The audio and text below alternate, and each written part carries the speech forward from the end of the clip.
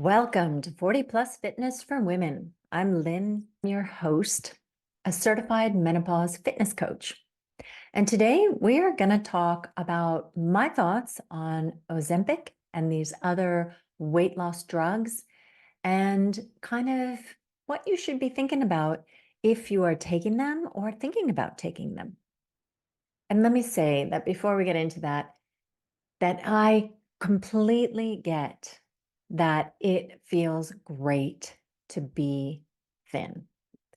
If you are born anywhere around the same time as me, which was 1971, then you've been raised in a culture where thin was the ideal. I remember in high school, my one friend who never ate, she said, I can eat when I'm dead, or I'd rather be thin and in a coffin than fat and alive. I mean, these were the kind of messages that I was hearing all the time. And luckily, I was fairly slender and also an athlete. So I was burning a heck of a lot of calories back then. And my parents were totally into healthy eating. So, and we didn't have really candy around the house very much. So I didn't have weight problems, but I completely acknowledged that it felt really good for people to say, "Oh, Lynn, you're so thin." That was like highest praise you could get from somebody when you were in high school, right? And those things stick with you. Our brains are actually hardwired to take those kinds of ideas that we are given or fed when we're young and just incorporate them as fact. That was probably a good thing for us back in, cavemen times, because when you're little and your parents are saying things like, don't touch snakes or don't go down that path, then you're just like, okay, it's very good that we're filling my hard drive with this information that is the truth.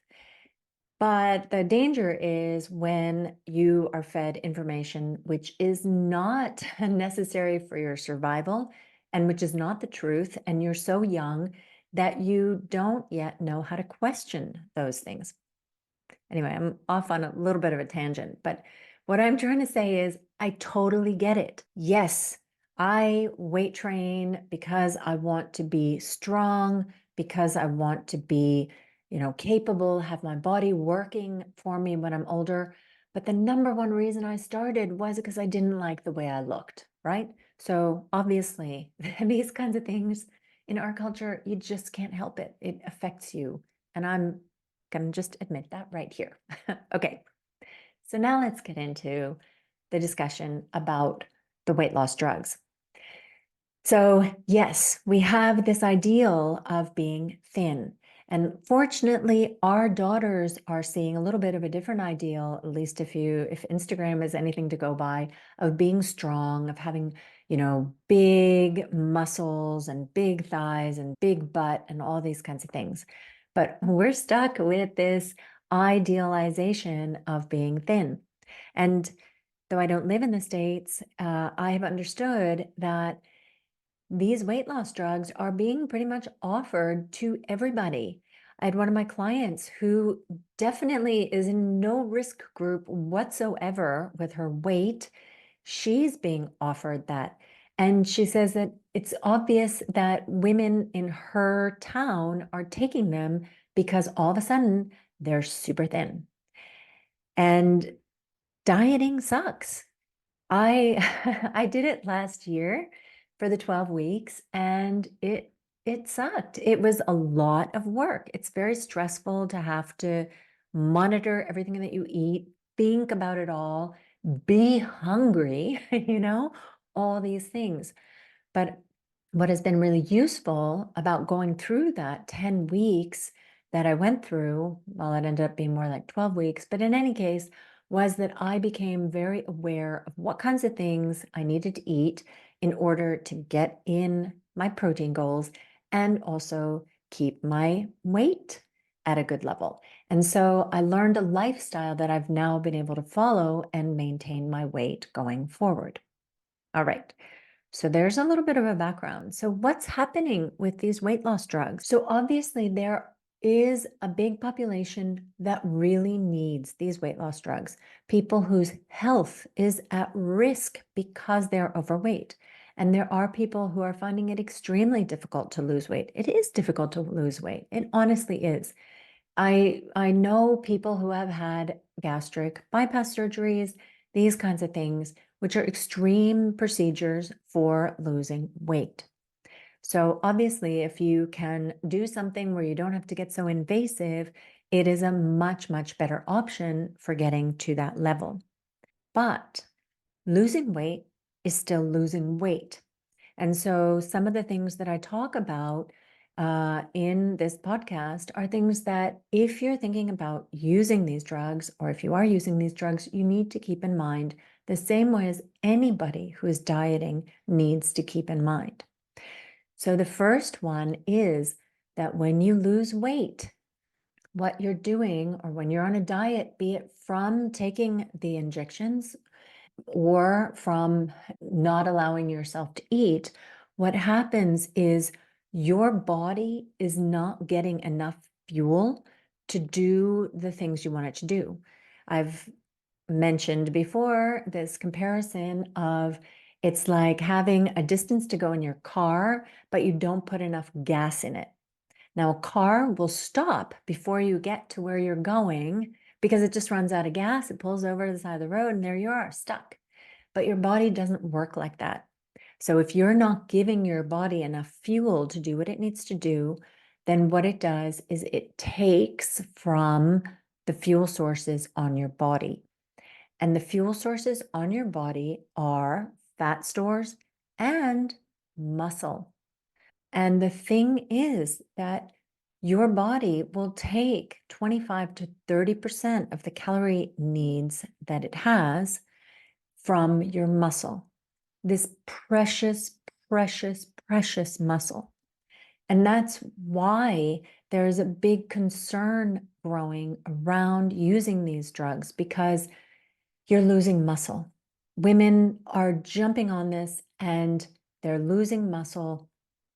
And then if they go off it, right, they are not learning the habits that they need to learn, the eating habits that they need to learn in order to maintain the weight loss. So they end up kind of in a yo-yo dieting cycle. So you take the weight loss drug, your appetite is decreased, you eat less, your body takes the energy from your body, and the weight, your weight on the scale goes down. Part of that being fat, part of that being muscle. And then if you go off of it at some point, then you haven't actually learned new eating habits. You have been artificially eating less just because you haven't felt hungry, or eating feels bad, or whatever the sensation is. And so when that goes away and you go back to your old habits, then very quickly you gain back the weight. But this time, instead of being muscle and fat that you're gaining back, it's predominantly fat. So the point you end up at is a worse place than when you were in the beginning initially. All right. So this is just something that please, please, please understand. It's one of the risks and the dangers of using this kind of quick weight loss method. It also is a risk and a danger if you're dieting normally, right? Without any outside assistance from drugs. And what happens apparently with the weight loss drugs is that you don't feel so good. So that may actually make it so that you feel even less like eating protein than you used to. Protein is a little bit harder to digest, may stay in your gut a little bit longer, and so you're eating less of it. So what you need to actually be doing if you want to use this method, and if you diet in general, like, two things, please, just these two things I ask that you do for your own benefit. Okay, so that you can hold on to your muscle and lose that fat, not the muscle. One is eat a ton of protein. And by a ton, I mean 1 gram per pound of body weight, at least. If, of course, this is, now I'm talking more to the women who don't actually need it, right? If you're very overweight and you have the health issues, then it will probably be a little less than the 1 gram per pound of body weight. You'll do 1 gram per pound of your ideal body weight. But in any case, if you are dieting in any form, be it assisted or not assisted, up your protein, and that will help your body to maintain those muscles a little bit better, okay? It's not going to save you, but it will help, all right? And then the second thing that you need to be doing is lifting weights. And there you really need to be training in a way that you are challenging your muscles so that your body is getting the signal that, hey, Lynn needs to hold on to those muscles, otherwise she can't survive in everyday life. All right. So lifting heavy for you. And it's best if you have started weight training already before you start on your diet or you start taking the diet medications, because actually the ramp up time is time that you're not actually lifting heavy for you yet. You're learning how to lift. You're getting to the point where you can start pushing your muscles. So ideally, you've already started weight training. You're used to doing it. You've got a routine. You have a program. You know what weights you're doing. It's like a comfortable thing for you. And then you go into the diet.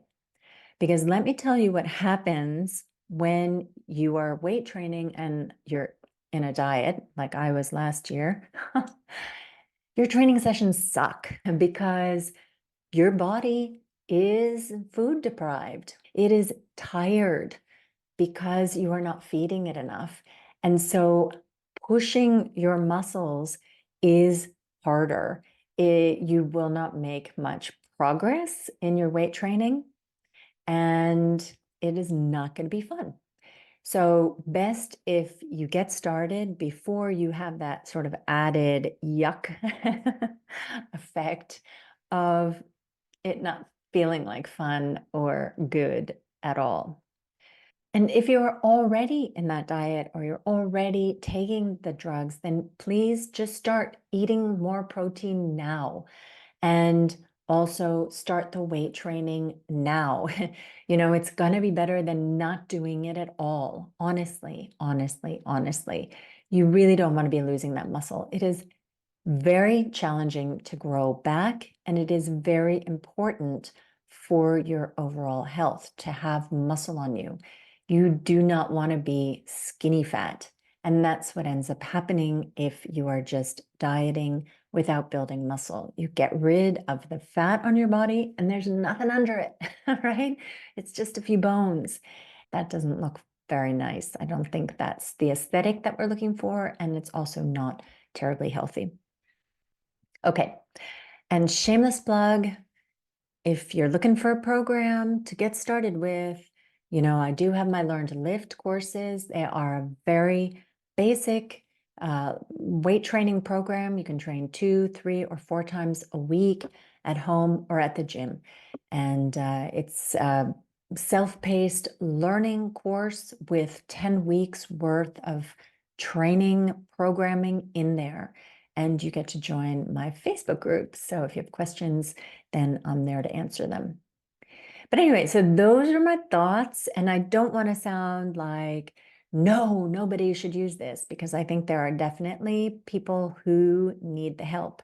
Dieting is not easy. And I can only imagine, because I've never been there, I can only imagine that if you are extremely overweight and then that, oh, I've got to like restrict myself all the time and lift weights, and this is going to take me years, that can be a really, really daunting prospect, no matter how much you want to get healthy, because there are other things to do in your life also besides just focus on what am I going to eat and when am I going to train. So hats off to those who manage to do that. All right, so those were my thoughts on dieting and using the weight loss drugs. And I hope that was helpful. I am by no means a doctor or an expert on these things, but I do know that this is one of the concerns that has been voiced by doctors and by experts. And I wanted to make sure that I share this also here on the podcast in case you are considering using them or are using them or dieting in general. All right. And with that, I wish you a lovely week ahead and happy training.